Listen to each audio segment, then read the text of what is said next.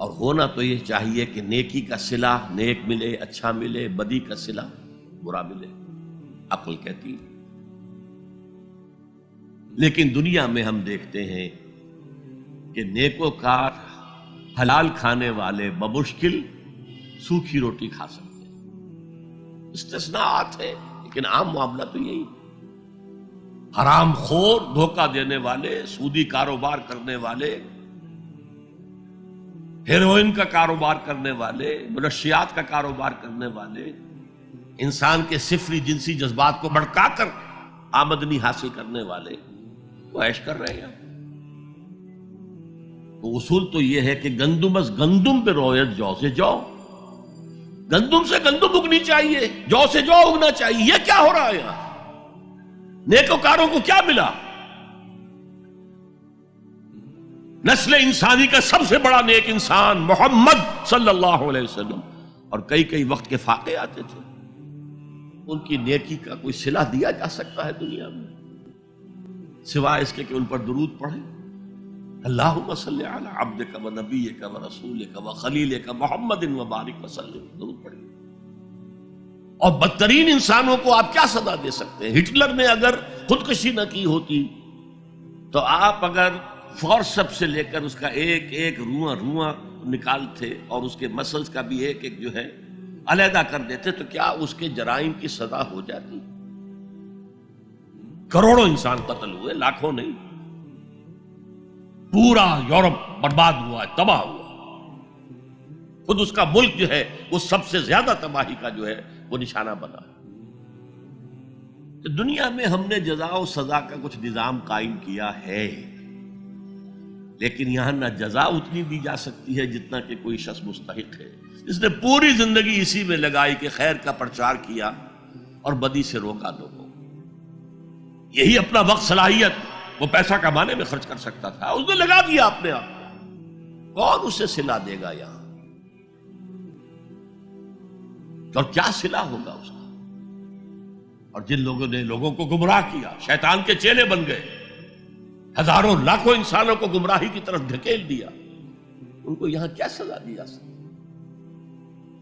لہذا ثابت ہوا یہ دنیا نامکمل ہے۔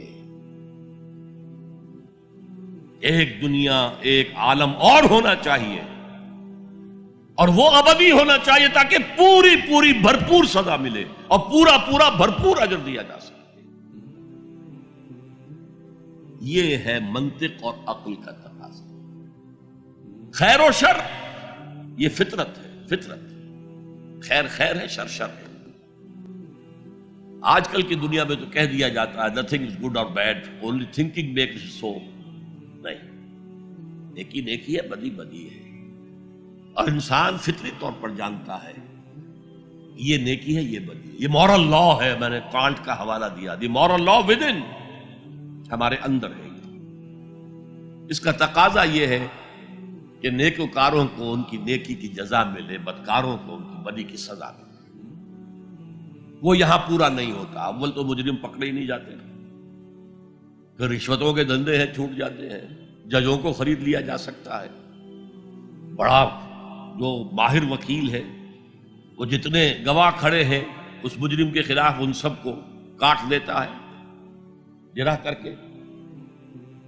فرض کیجئے یہ سارے مرحلے طے کر لیے، میں نے مثال دی تھی، ایک بوڑھا آدمی ہے جس نے جوان کو قتل کر دیا۔ آج کل کیا ہوتا ہے کہ انگلی کی حرکت ہی ہے نا، پسٹل سے شوٹ کر دیا۔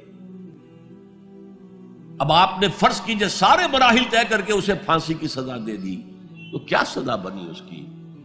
وہ زندگی گزار چکا، کھا پی چکا، اپنے بچوں کو پال پوس چکا، وہ بچے اپنی اپنی جگہ پر ہیں، اس کی بیوی بھی یا بوڑھی ہے یا مر چکی ہے، اور اس نوجوان کا جوان بیوی جو ہے وہ بیوہ ہوئی، چھوٹے چھوٹے بچے یتیم،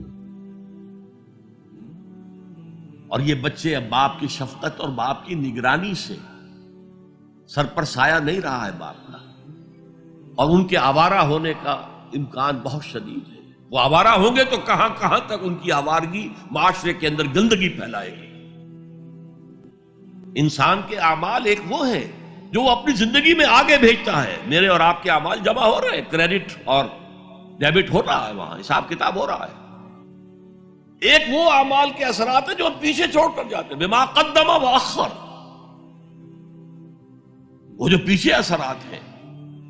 آج جو کوئی نماز پڑھ رہا ہے وہ حضور کے طفیل ہی پڑھ رہا ہے، جو روزہ رکھ رہا ہے وہ حضور کے طفیل ہی روزہ رکھ رہا ہے، حضور ہی نے سکھایا تھا۔ اسی لیے کہتے ہیں اللہم صلی علی محمد بعدد من صلی وصام، بارک علی محمد بعدد من قام، سجدہ و قام کہہ لیجئے، رکع و قام کہہ لیجئے۔ اے اللہ محمد پر درود بھیج ان سب کی تعداد کے حساب سے جو نماز پڑھ رہے ہیں، روزہ رکھ رہے ہیں، اس لیے کہ وہ محنتیں مشقتیں 23 برس کی تھیں جن کا یہ نتیجہ نکل رہا ہے۔ تو یہ ہے ایمان باللہ سے ایمان بالآخرت تک فطرت اور عقل کی رہنمائی۔